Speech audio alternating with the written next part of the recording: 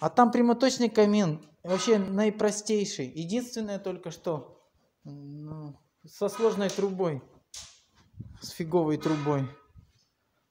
Ага. Так, ну каминчик готов. Каминчик готов. Я его затопил. Решетки я у него сделал. Разрезал решетку и прямо перед дверками сделал решетку. Вот если посмотреть внимательно. Вот здесь решетка, вот.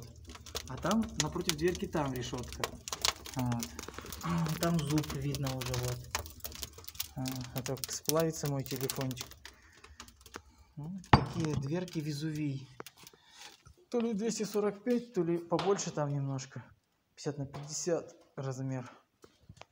Вот. И здесь тоже попросила Вера Степановна дверь. Но я и сделал здесь дверь.